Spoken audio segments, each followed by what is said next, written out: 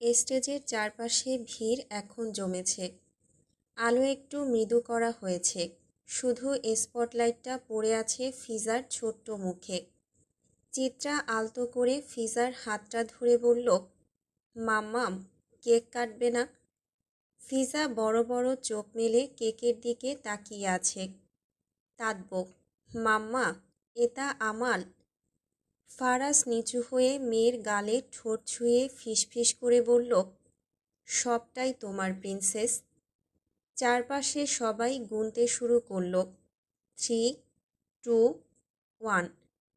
ছোট্ট হাতটা ছুরি ধরে কেক কাটতেই করতালিতে ভরে উঠল হলরুম। সবাই হ্যাপি বার্থডে গান গাইছে, ভিডিও করছে।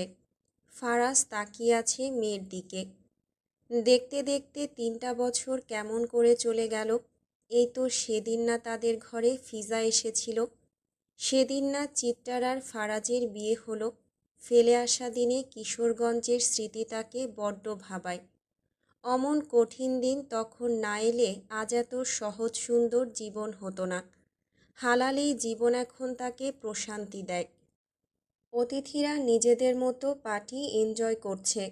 হঠাৎ ফারাজ আঙুল তুলে ইশারা করতেই একজন স্টাফ এগিয়ে এলো। হাতে তার একটা ভারী বক্স, কালো ভেলভেটে মোড়া সেই বক্স। চিত্রা ভ্রু কুঁচকে তাকালো। এটা আবার কি? ফারাজ ঠোঁটের কোণে হালকা বাঁক এনে বলল, প্রিন্সেসের জন্য স্পেশাল কিছু। সে বক্সটা ফিজার দিকে এগিয়ে দিয়ে বলল, এখনই খোলো। তবে ফিজা কি আর তা খুলতে পারবে? ফারাজ নিজেই খুলল। ফিজা উত্তেজনায় চোখ বড় বড় করে তাকালো। ফারাজ নিজেই ফিতেটা টানল। বক্সটা খুলতেই ফিজা দেখতে পেল ডায়মন্ড বসানো একটা ছোট্ট খেলনা পিস্তল, আর পাশে ঠিক তেমনই চকচকে খেলনা বোমা। চিত্রা প্রথমে বুঝতেই পারল না কি দেখছে, তারপর চোখ বড় হয়ে গেল। ফারাজ, আপনি সিরিয়াস? ফিজা কিন্তু উল্টো খুশিতে লাফিয়ে উঠল। ওয়াও পাপা, গান! পিজা গান পতন্দ তলে। সে পিস্তলটা হাতে নিয়ে পিউ পিউ করতে শুরু করল। ঠিক তখনই পেছন থেকে ভারী গলায় শোনা গেল, আমি ঠিক কি দেখছি? চয়ন কায়সার চোখ সরু করে আছেন। তুমি আমার নাতনিকে কি গিফট দিলে জামাই বাবাজি? ফারাজ একটু বিচলিত না হয়ে গ্লাসে চুমুক দিল। খেলনা। খেলনা? চয়ন এগিয়ে এলো। ডায়মন্ড বসানো বন্দুক আর বোমা তোমার কাছে খেলনা মনে হয়? অভ্র পাশ থেকে হেসে ফিসফিস করল বজ্রকে। শুরু হয়েছে।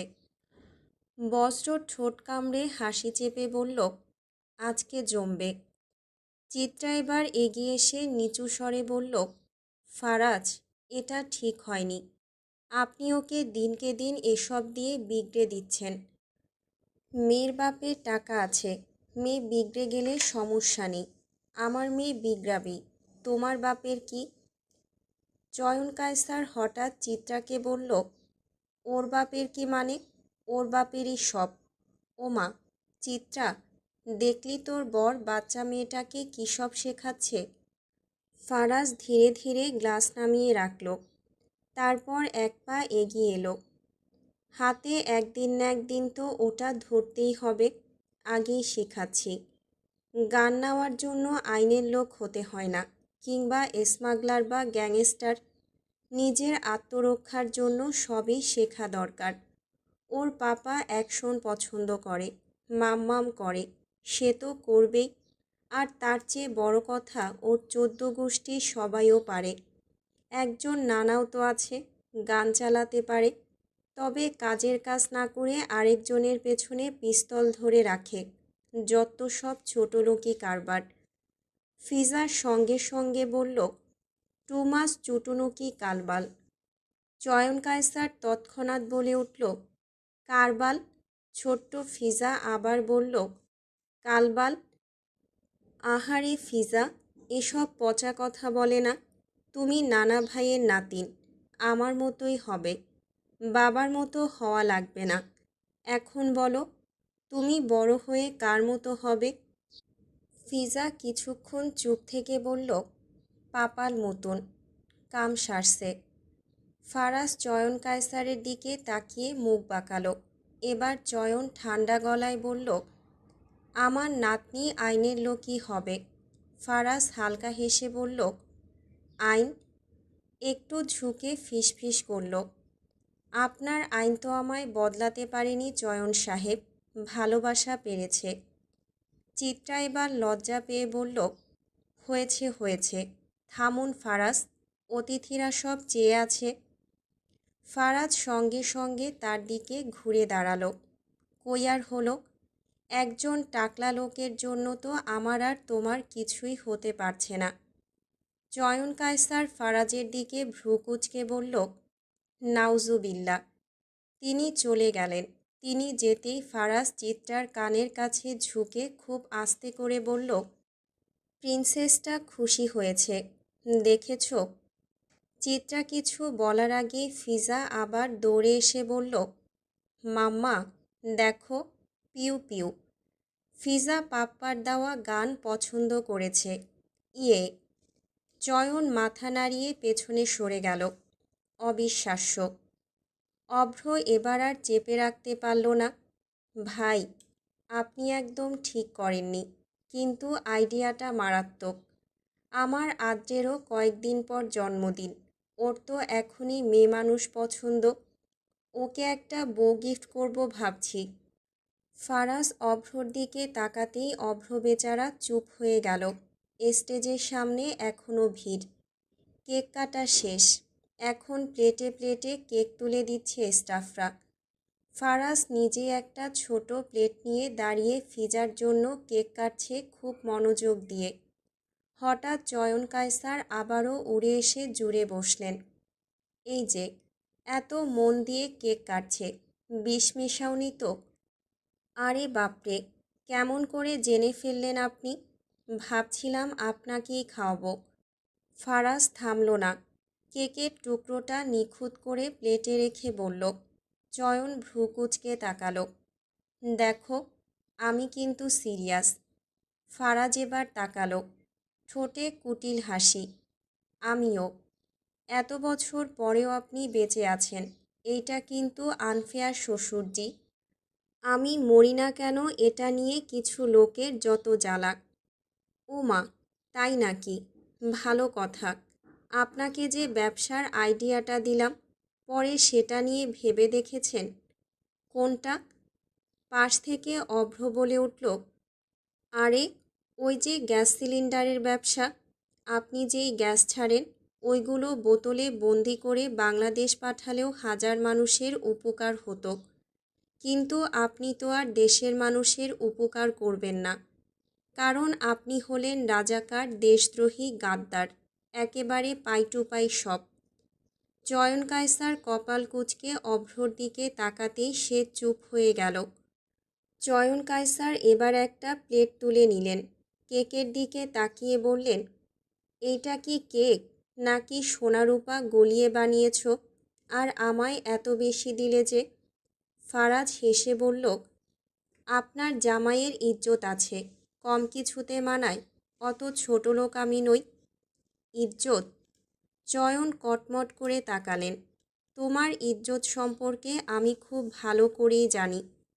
ফারাজ নির্লিপ্ত ভঙ্গিতে কাঁধ ঝাঁকালো। জানেন বলেই তো মেয়ে দিয়েছেন।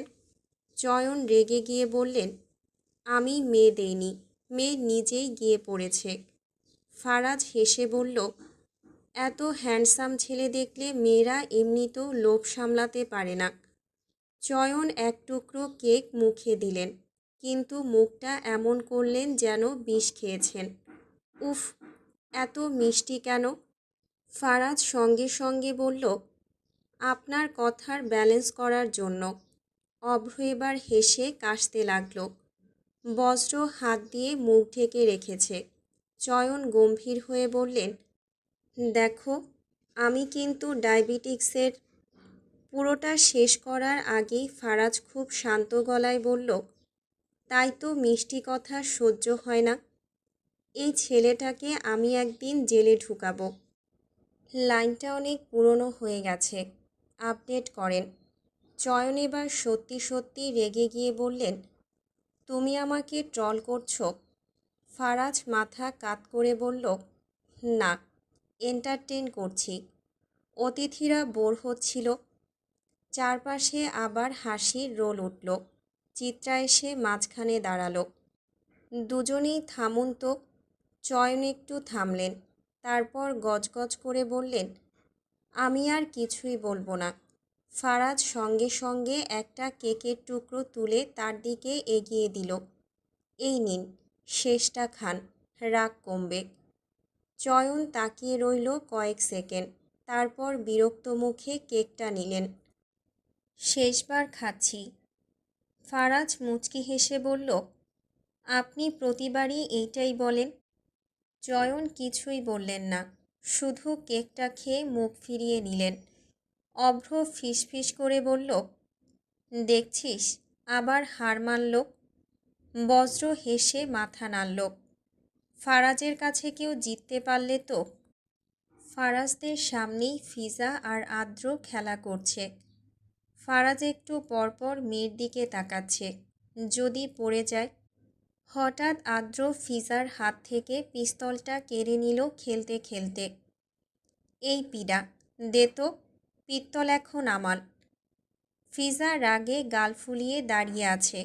দাও, এটা আমার। আদ্র মাথা নেড়ে জেদি গলায় বলল, না, আমি তেলব।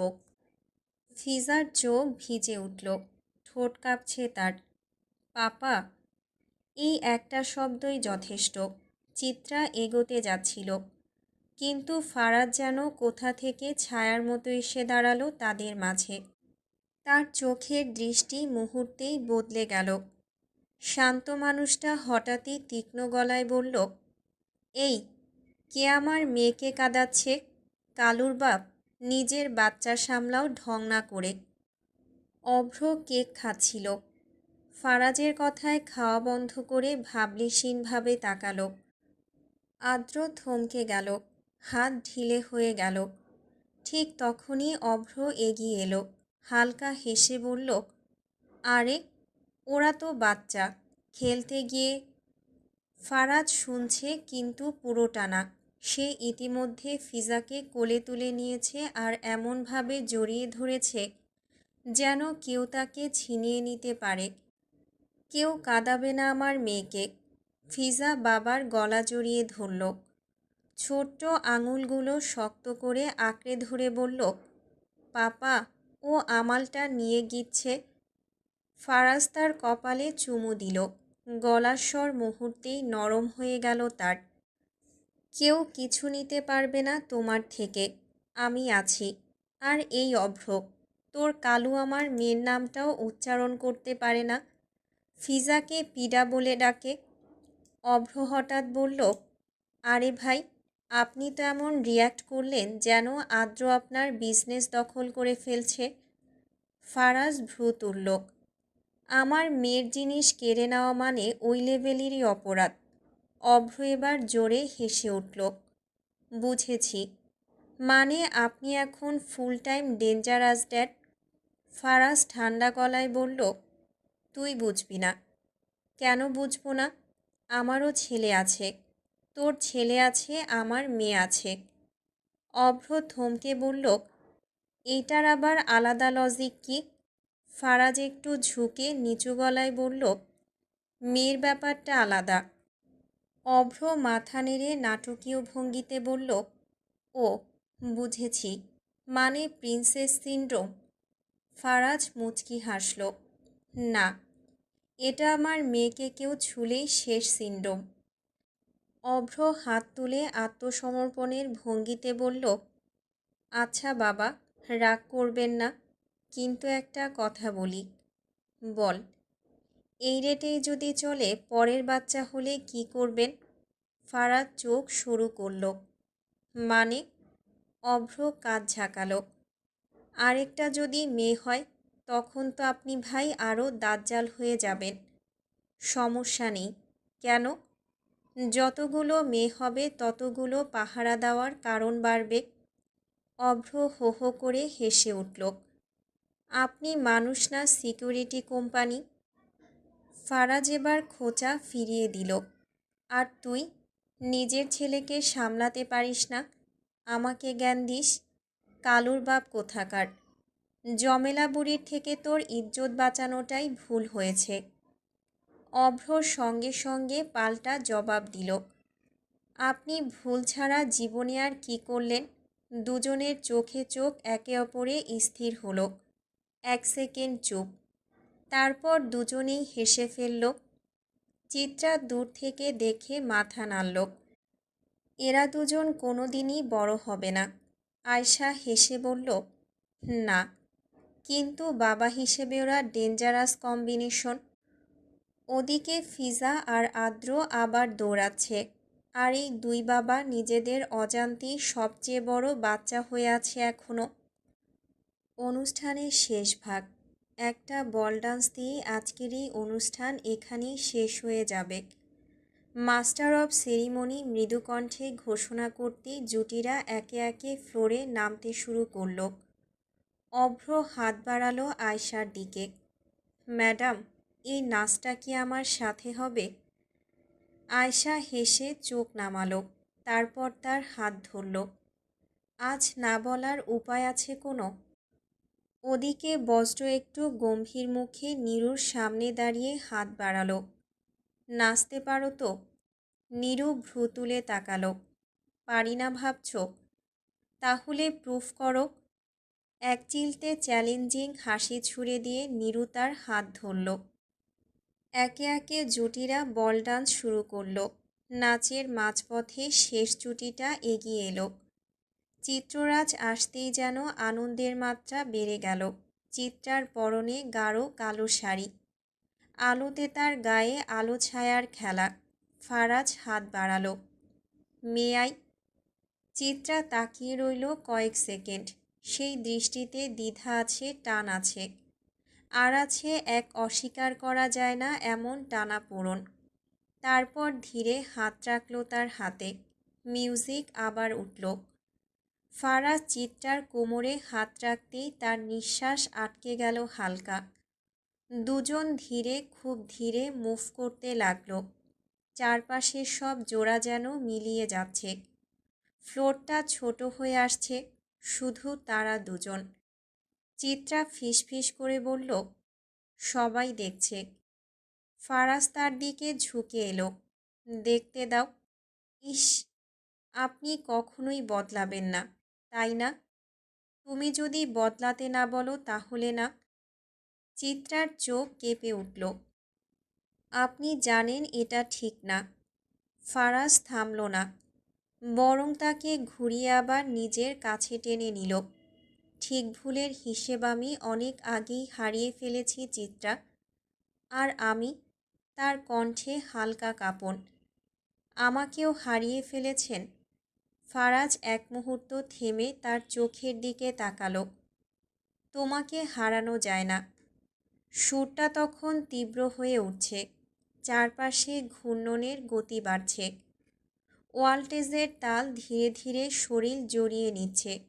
ফারাজের হাতে চিত্রার হাত, অন্য হাতটা তার কোমরে। চিত্রা মাথা একটু কাত করে ফিসফিস করল।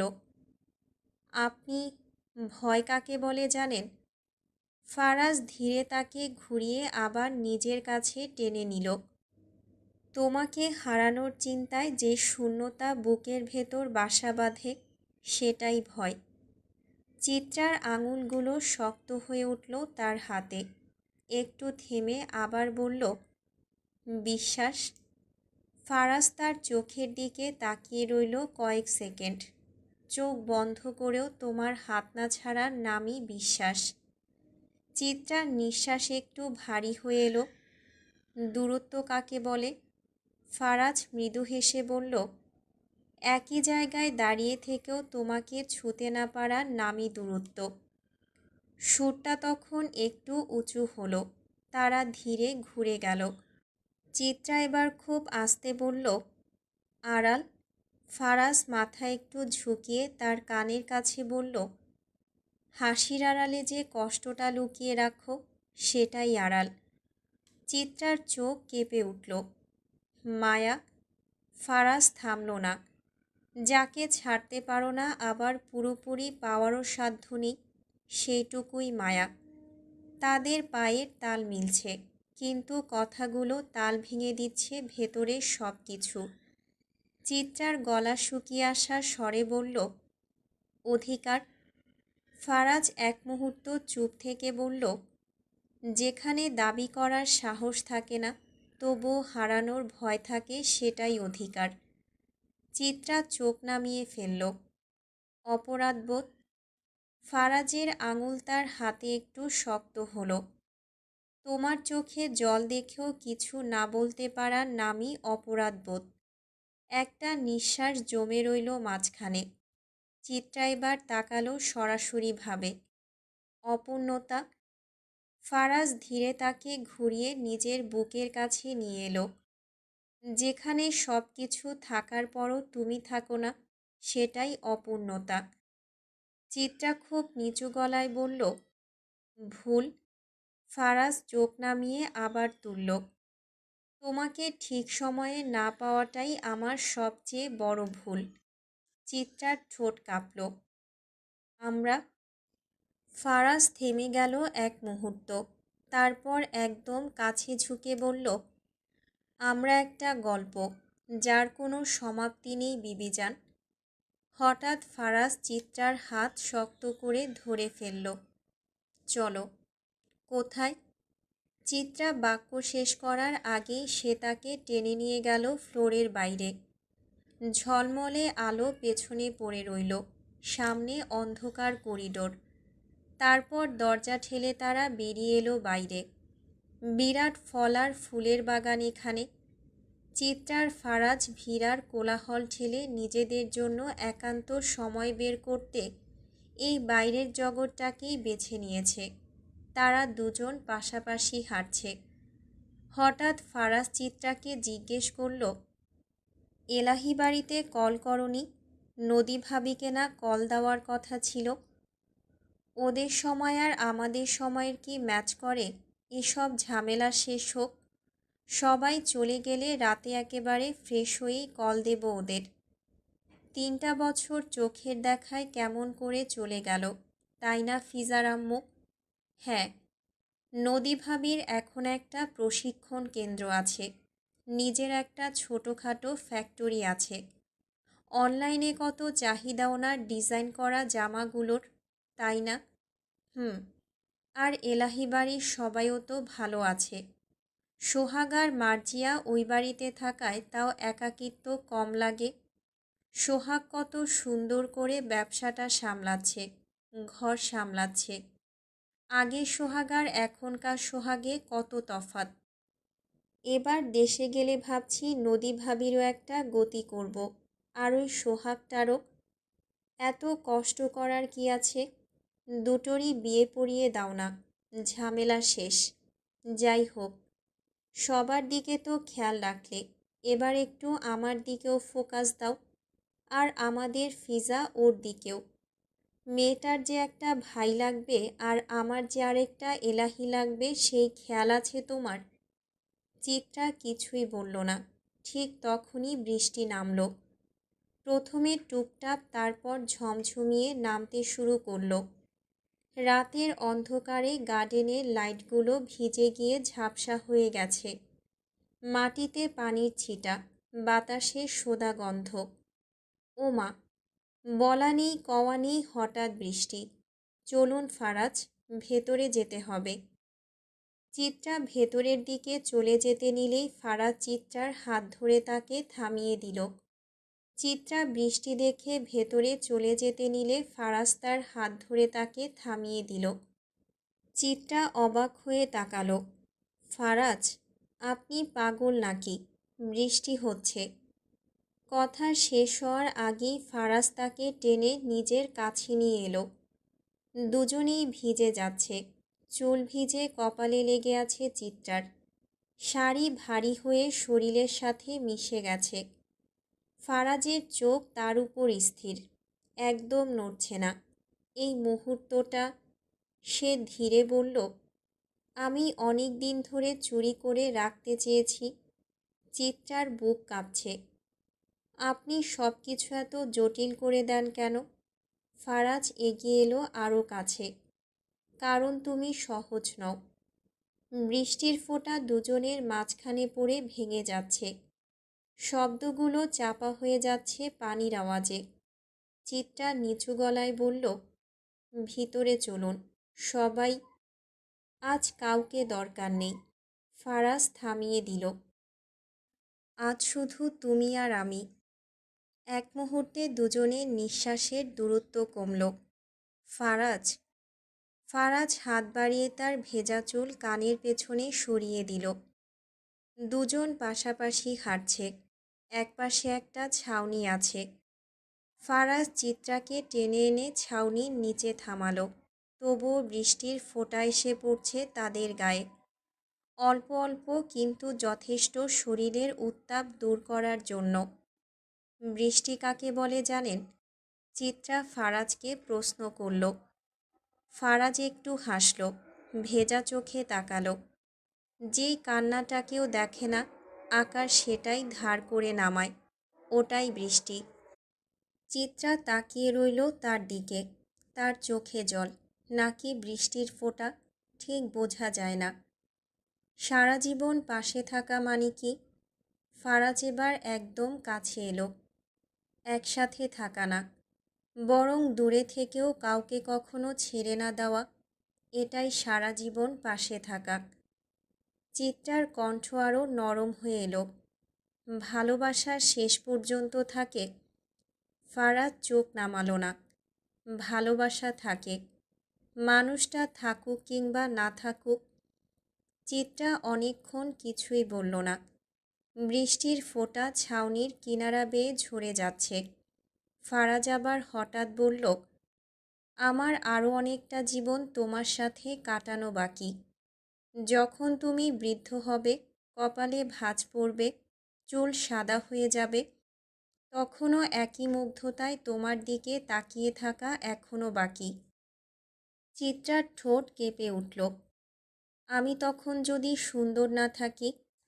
ফারাজ হেসে উঠল খুব আস্তে। তোমায় আমি সৌন্দর্য দেখে ভালোবাসিনি বিবিজান।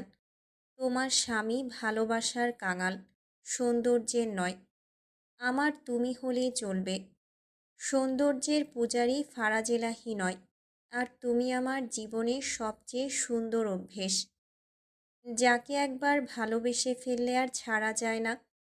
অভ্যেস হয়ে বুকে জড়িয়ে আছো, আর সৌন্দর্যের অজুহাতে ছাড়বো ভাবছ? চিত্রা চোখ নামিয়ে বলল, জীবন তো সহজ ছিল না আমাদের। সহজ হলে হয়তো এত সত্যি হতো না। যে ভালোবাসা আগুনে পুড়ে শক্ত লোহার ন্যায় হয়, তার মতো সত্য দুনিয়ায় আর কিছু নেই। চিত্রার গলা কেঁপে উঠল। ভালোবাসার আগে কি পাপ বড় না? ফারাজ এক মুহূর্ত চুপ করে রইল। তারপর ধীরে বলল, যে কামনা মানুষকে নিচে নামায় সেটা পাপ। যে ভালোবাসা মানুষকে সত্যি করে, শুদ্ধ করে, ধৈর্য শেখায়, সেটা তো পাপ না বিবিজান। চিত্রার চোখ ভিজে উঠল। তবুও যদি খোদা জিজ্ঞেস করেন, এত ভালোবেসেছিলে কেন? ফারাজ হাসল। আমি বলবো, আপনিই তো হৃদয় বানিয়েছেন। আপনিই তো এই ভালোবাসার সৃষ্টিকর্তা। এত সুন্দর সৃষ্টি আপনার, ভালো না বেশে থাকা যায়? বৃষ্টি আরও বাড়ল। বাতাসে কাঁপল চিত্রার আঁচল। আমরা কি শেষ পর্যন্ত একসাথে থাকব? চিত্রা জিজ্ঞেস করল। ফারাজ তার দুই হাত নিজের বুকে চেপে ধরল। শেষ পর্যন্ত না, শেষেরও পরে। চিত্রা নিঃশ্বাস বন্ধ করে তাকিয়ে রইল। ফারাজ বলল, আমি চাই একদিন বার্ধক্যে তুমি আমাকে ডেকে বলবে, শুনছেন, ওষুধ খেয়েছেন? আমি ভান ধরব ভুলে যাওয়ার, কেবল তোমার বকুনি শোনার জন্য। চিত্রার গাল বেয়ে জল নেমে এলো। আর মৃত্যু? মৃত্যু এলে তো বিচ্ছেদ নিশ্চিত। ফারাজ এবার তার খুব কাছে ঝুঁকল। মৃত্যু হলো দরজা, বিচ্ছেদ না। ওপারে মিলন হওয়ার দরজা। সেখানে গেলে বিচ্ছেদ নয়, আরেকটা জন্ম হয় অনন্তকাল একসাথে থাকার জন্য। চিত্রা কেঁপে উঠল। ওপারের ভিড়ে যদি হারিয়ে ফেলি আপনাকে? ফারাজ ফিসফিস করে বলল, আমি হারাবো না। হাসরের ময়দানের ভিড়ের মাঝেও আমার হৃদয়টা তোমার চোখের ঠিকানা ঠিকই খুঁজে নেবে।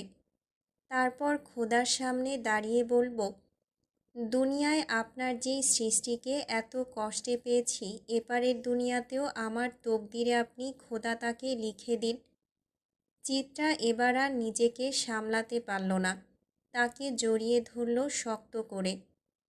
ফারাজ চোখ বন্ধ করে বলল, শোনো বিবিজান, এই দুনিয়ায় তুমি আমার ভালোবাসা, বার্ধক্যে তুমি আমার অভ্যেস, মধ্যরাতে হলে তাহাজ্জুদের কারণ, আর আখিরাতে খোদার কাছে তুমি আমার একমাত্র চাওয়া।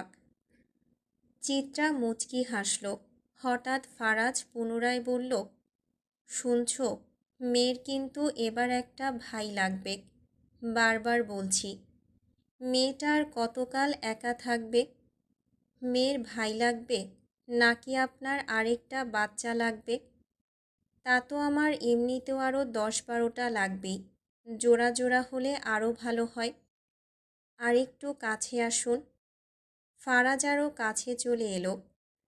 চিত্রা এবার ফারাজের হাতটা নিজের পেটের উপর রেখে মৃদু কণ্ঠে শুধালো, আরেকজন এলাহি আসতে চলেছে। ফারাজ প্রথমে যেন কথাটার মানে ধরতেই পারল না।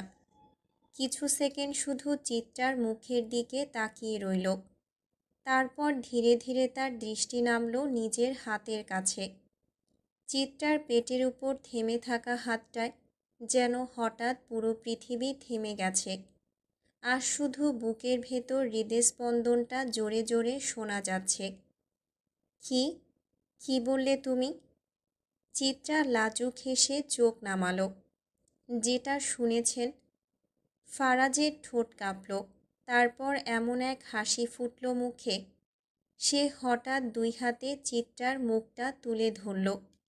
বিবিজান, সত্যি? চিত্রা মাথা নেড়ে হালকা হেসে বলল, হুম, সত্যি। আমি আবার বাবা হব? হ্যাঁ। আবার? সে নিজেই হেসে উঠল। মানে আরেকটা? আমাদের বাচ্চা? কথাগুলো জড়িয়ে যাচ্ছিল উত্তেজনায়। তারপর হঠাৎ সে চিত্রাকে কোমর জড়িয়ে তুলে ঘুরিয়ে ফেলল বৃষ্টির মাঝখানে। চিত্রা চমকে উঠল। ফারাজ, নামান, পড়ে যাব আমি। চিত্রাকে নামিয়ে দিয়েই হাঁটু গেড়ে বসে পড়ল সে। 2 হাত আলতো করে রাখল চিত্রার পেটে। চোখে জল চিকচিক করছে। এই যে, শুনতে পাচ্ছ পাপাকে? আমি তোমার পাপা। তোমার মাম্মা তোমার পাপাকে এত বড় বড় উপহার দেয় যে, পাপা এই ঋণগুলো চুকাবে কেমন করে? প্রথমে তোমার বোন, এখন তুমি। ঋণ যে পাপার বেরিয়ে চলল। কিছু ঋণ তোলা থাকুক। ফারাজ উঠে দাঁড়িয়ে কপালে ঠোঁট ছোঁয়ালো। তারপর হঠাৎ জোরে চিৎকার করে উঠল বৃষ্টির দিকে তাকিয়ে, আমি আবার বাবা হচ্ছি। ওয়েট, এখনই ঘোষণা দিচ্ছি। হুম, পরে। এখন আমাদের একান্তে সময় কাটানোর পালা। হঠাৎ কারো একটা ডাকে ফারাজ চোখ মেলে গেটের দিকে তাকালো। দেখতে পেল ছাতা হাতে কে যেন দাঁড়িয়ে। চিত্রাও সেদিকে তাকালো। বলল, ওটা ন্যানি দেখছি। ন্যানিকে এদিকে আসতে বললে সে এগিয়ে আসে। তার কোলে আবার ফিজা। ফারাজ ফিজাকে দেখা মাত্রই বলে উঠল, আরে পাপার প্রিন্সেস নাকি? তুমি বৃষ্টির মধ্যে বের হয়েছ কেন মা? ঠান্ডা লেগে যাবে তো। ন্যানি, তুমি তো আর ছোট না। ওকে এখানে কেন এনেছ? বাইরে কেমন করে বিদ্যুৎ চমকাচ্ছে দেখছ? ফিজা বাচ্চা মানুষ, ভয় পাচ্ছে না? চিত্রা ফারাজের সাথে সাথে বলল, আচ্ছা, বাদ দেন না। ন্যানি তখন বলল, ফিজা আপনাদের কাছে যাওয়ার জন্য কান্নাকাটি করছিল, জিদ ধরছিল। শেষে না এনে পারলামই না। যাও মা, তুমি ন্যানির সাথে ভিতরে যাও, আমরা আসছি। চিত্রা বলল। ফিজা আবারও ঠোঁট ফুলিয়ে কান্না ধরল। আমি দাবো না, আমিও ভিতব। হুম, মাম্মার জ্বর আসবে। চিত্রার এই কথা শুনে ফিজা আরও জোরে কান্না করে দিল। তা দেখে ফারাজ মেয়েকে ভিজা শরীরেই নিজের কোলে নিয়ে বলল, তুমি চলে যাও, সমস্যা নেই, আমাদের কাছেই থাকুক। মেয়ের চোখের জল দেখার থেকে তাকে ভিজতে দেওয়া বেটার। আরে ফারাজ, ফিজার তো ঠান্ডা লাগবে। চিত্রা ফারাজকে বলল। ফারাজ মেয়েকে গাল পেতে দিয়ে বলল, চুমু দাও তো। ফিজা বাবার গালে চুমু দিল। ফারাজও মেয়ের গালে চুমু দিয়ে বলল, একদিন ভিজলে কিচ্ছু হবে না। ফিজা হঠাৎ চিত্রার দিকে বলল, তুমিও দাও। কি দেব? আমাকে চুমু। চিত্রা হেসে মেয়ের গালে চুমু দিতেই ফিজা আবার বলল, এবার পাপাকে। চিত্রা লজ্জা পেল। ফারাজের দিকে একবার চাইতেই ফারাজ বলল, মেয়েও বাপের চিন্তা করছে, দেখেছ, খালি বউটাই বুঝল না। চিত্রা ফারাজকে পাত্তা না দিয়ে ফিজার দিকে চেয়ে বলল, কিন্তু তোমার পাপা তো গাল পাচ্ছে না, কি করি এখন? ডোল কোলে দাও। চিত্রা ফারাজের দিকে তাকাতেই ফারাজ গাল এগিয়ে দিল। চিত্রাও লজ্জায় রক্তজবা মুখখানা এগিয়ে তার গাল ছুঁয়ে দিল। মজাই লেগেছে, আরেকটা দাও না। ইস, আপনিও না, এই বয়সে কী যে বলেন। বুড়ো বললে নাকি? কোন দিক থেকে বুড়ো লাগে আমায়? আমার তো কিছুই পাকেনি, উপরে নিচে সব কাঁচা। ইস, জানতো, আজ তো একটা ঠোঁটকাটা পুরুষ। বৃষ্টির গতি আরও বাড়ল। চিত্রা মেয়েকে নিয়ে দৌড়ে বৃষ্টিতে ভিজতে লাগল। ফারাজ তাদের পেছন পেছন গেল। ফিজা খুশিতে আত্মহারা। জানো মা, তোমার মাম্মাম তোমার জন্য খেলার সঙ্গী আনতে চলেছে, তুমি খুশি তো? ফারাজ মেয়েকে বলল। ফিজা তা শুনে জবাব দিল, পিজা তুপতুতি। পিজা না মা, ফিজা বলো। তোমার একটা ভাই চাই নাকি বোন? ভাই। বিবিজান, ফিজার বাবা তো আমায় করলে, এবার একটা ফায়াজ এলাহি চাই, তাই না মা? হুম।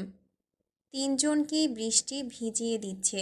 হঠাৎ ফারাজ ফিজাকে আবারও চুমু খেয়ে চিত্রার পেছনে এসে দাঁড়িয়ে কোমর জড়িয়ে ধরে বলল, গল্পের পাতা জুড়েছে গল্পে, জেগেছে উন্মাদনা। মনের অসুখে দুস্থ আমি, রোগের প্রতিকার তুমি চিত্রাঙ্গনা। চিত্রা মেয়েকে একটা চুমু খেয়ে ফারাজের দিকে আর চোখে চেয়ে ফিসফিসিয়ে বলল, আমি তো আপনাকে দিলাম, আপনি দেবেন না? ফারাজ ভাবলেশীনভাবে বলল, দিলাম তো। কি? ফারাজ এবার বৃষ্টির মধ্যে মেয়ে এবং চিত্রাকে একসাথে জড়িয়ে ধরে চোখ বন্ধ করে গেয়ে উঠল, এক বুক ভালোবাসা তোমায় দিলাম, প্রিয় থেকে প্রিয়জন করে নিলাম। হব আমরা দুজন এক প্রাণ এক মন, স্বপ্ন দেখেছিলাম। চিত্রা মাথা রাখে ফারাজের বুকে। ফারাজ চোখ বন্ধ করে দুজনকে আরও শক্ত করে জড়িয়ে ধরে। এই মুহূর্তটা, এই ভেজা রাত, এই দুটো মানুষ, এটাই তার দুনিয়া। এটাই তার দুনিয়ায় পাওয়া স্বর্গ। ভালোবাসা সব সময় নিখুঁত হয় না, ভালোবাসা সব সময় সহজও হয় না। মানুষ দুটোকে যত্নের মাধ্যমে নিখুঁত করে নিতে হয়, সহজ করে গড়ে নিতে হয়। চিত্ররাজের গল্পটা তেমনই, অন্ধকার থেকে আলোয় ওঠার গল্প, পাপার অনুতাপ পেরিয়ে পবিত্রতায় পৌঁছানোর গল্প, হারিয়ে গিয়ে আবার খুঁজে পাওয়ার গল্প। তাদের ভালোবাসায় ভুল ছিল, ভয় ছিল, দূরত্ব ছিল, কিন্তু সব কিছুর পরেও ছিল এক জেদ, একটা অদম্য টান। তা হলো, তুমি ছাড়া আমি অসম্পূর্ণ, আজ তারা পূর্ণ। কারণ তারা একে অপরকে পেয়েছে, শুধু একে অপরকে ধরে রেখেছে তা নয়, আগলেও রেখেছে। ফিজার হাসির শব্দ আবার ভেসে আসে। চিত্রা তাকায়, ফারাজ তাকায়। ফারাজ খুব আস্তে করে বলে ওঠে, বিবিজান, আমরা কিন্তু এখনো শুরুতেই আছি। চিত্রা হেসে চোখ বন্ধ করে। হ্যাঁ, এটাই শেষ নয়, এটাই তাদের অনন্তের শুরু। চিত্ররাজের ভালোবাসার কোনো সমাপ্তি নেই, নেই অনন্ত এই জীবনে, নেই অনন্ত এই জন্মে। আর যদি জন্ম ফুরিয়েও যায়, তবুও তারা খুঁজে নেবে একে অপরকে, হয়তো পরকালে কিংবা হাসরের অগণিত ভিড়ে।